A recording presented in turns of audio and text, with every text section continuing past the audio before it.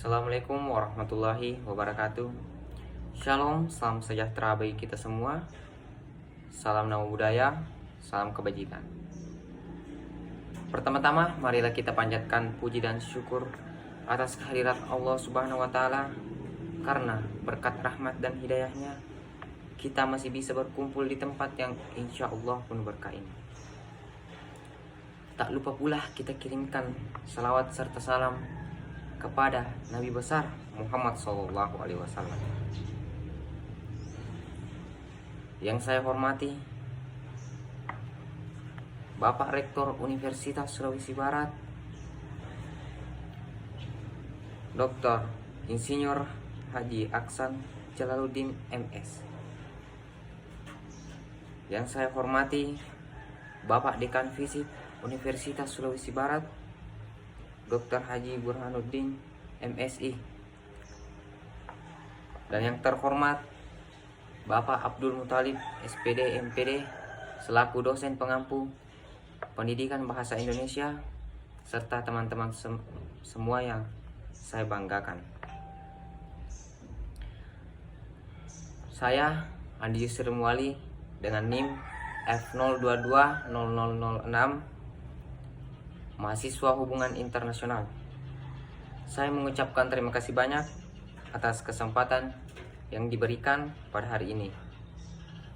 Dan adapun pidato yang saya akan bawakan yaitu isu global perdagangan manusia. Berbicara mengenai perdagangan manusia, apa itu perdagangan manusia? Nah, perdagangan manusia adalah suatu proses di mana manusia diperjualbelikan, dan ini sangat melanggar hak asasi manusia karena manusia bebas hidup dan sejahtera. Pertanyaannya, kenapa kita harus mengetahui tentang perdagangan manusia, dan mengapa kita harus mendapatkan edukasi mengenai perdagangan manusia?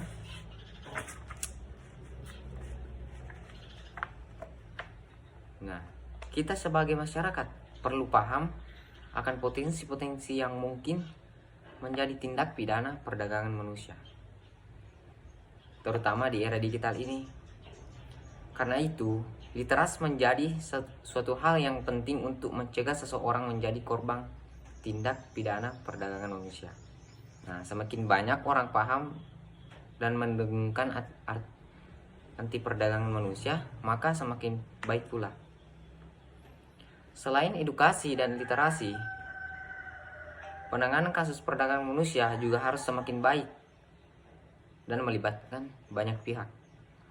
Tetapi selain daripada itu, salah satu faktor yang menghambat penanganan dan pencegahan perdagangan manusia adalah kurangnya laporan yang tercatat, sehingga dapat menghambat pemerintah untuk melakukan pencegahan. Nah, menurut Protokol Palermo, pada ayat 3, definisi aktivitas transaksi meliputi yang pertama perekrutan, kedua pengiriman, ketiga pemindah tanganan, keempat penampungan atau penerimaan orang.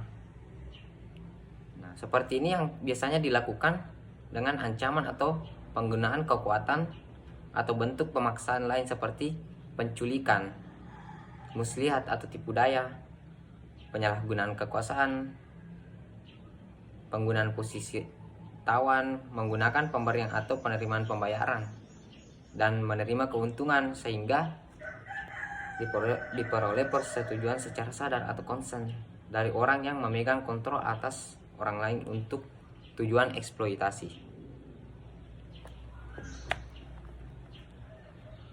Dalam hal perdagangan anak, yang dimaksud anak adalah mereka yang umurnya kurang dari 18 tahun.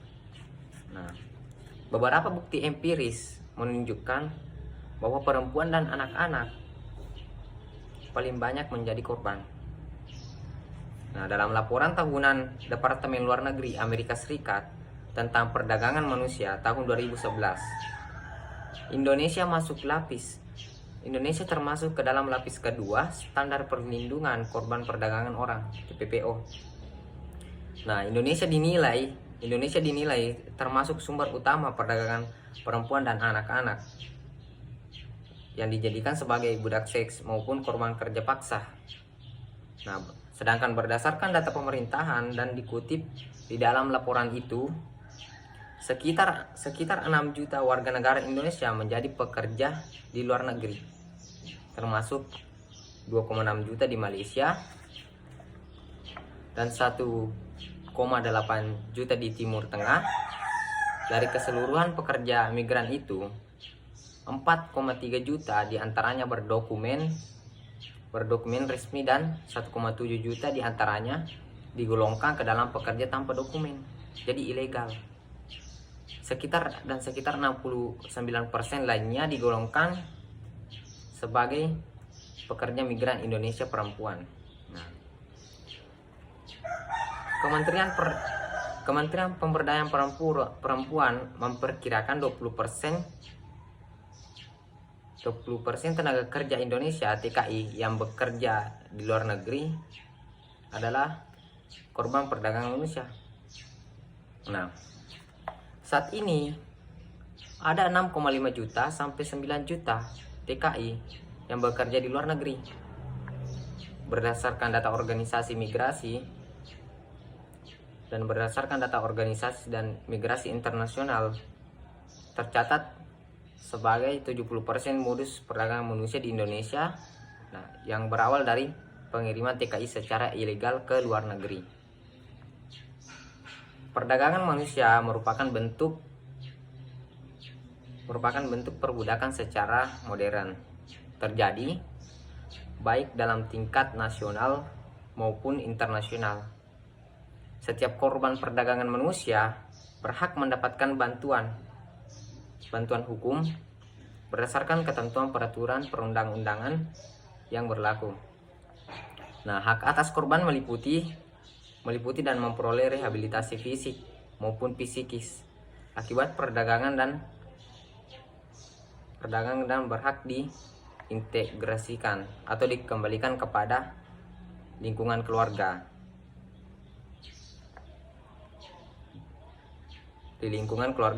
dan lembaga masyarakat, serta dikembalikan juga kepada lembaga pendidikan bagi yang masih berstatus sekolah. Nah, dalam hal ini pemerintah terbilang sangat peduli dan telah menyediakan beberapa amunisi untuk melindungi hak-hak anak penerus generasi bangsa. Nah, terdapat 4 undang-undang yang memiliki poin-poin krusial yang berkenaan dengan permasalahan hak asasi anak, yakni Undang-Undang Kesejahteraan Anak, Undang-Undang Hak Asasi Manusia, Undang-Undang Konservasi Anak, serta Undang-Undang Hukum Pidana. Permasalahan perdagangan manusia seperti fenomena gunung es yang belum mampu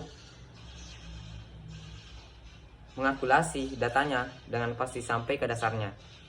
Nah, di Indonesia protokol PBB tentang trafficking diadopsi dalam Rencana Aksi Nasional atau RAN.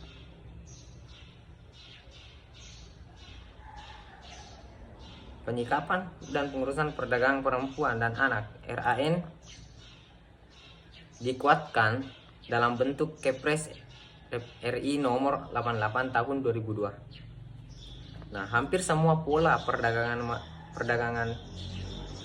ilegal dan perbudakan memerlukan tanggapan bilateral dan multilateral.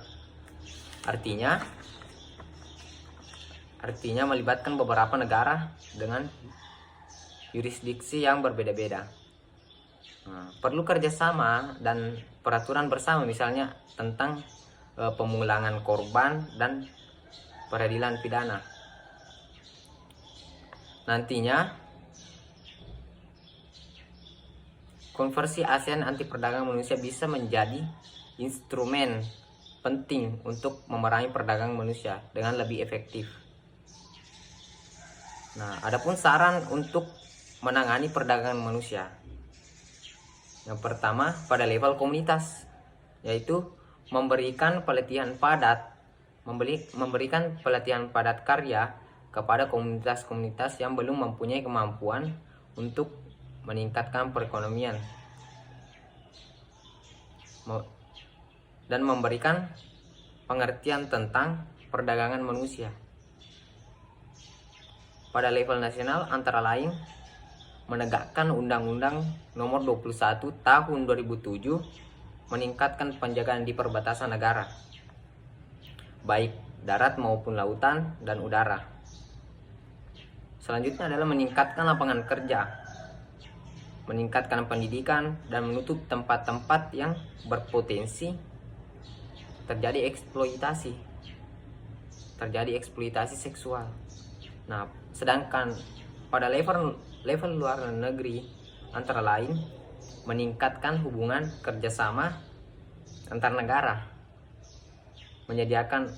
mengadakan operasi bersama dan membentuk organisasi untuk memerangi perdagangan manusia.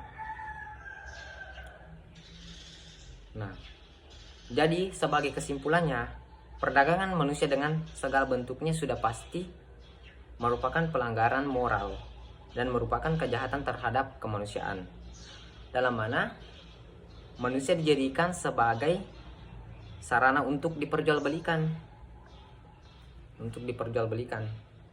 dan bahkan menjadi objek pencarian keuntungan bagi orang-orang yang tidak bertanggung jawab.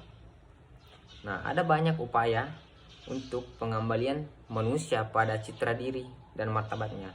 Namun, yang paling penting sebenarnya adalah kesadaran diri untuk berbuat baik bagi sesama, dan ketepatan untuk mengaktualkan kebebasannya. Hadirin hadirat yang saya hormati, demikianlah beberapa hal yang bisa saya sampaikan. Sebelumnya, saya memohon maaf sebesar-besarnya kepada kalian apabila di dalam penyampaian tadi mungkin ada kesalahan kata atau bahasa atau beberapa pernyataan yang menyinggung hadirin sekalian. Saya ini hanya manusia biasa yang tidak luput dari kesalahan. Terima kasih. Assalamualaikum warahmatullahi wabarakatuh.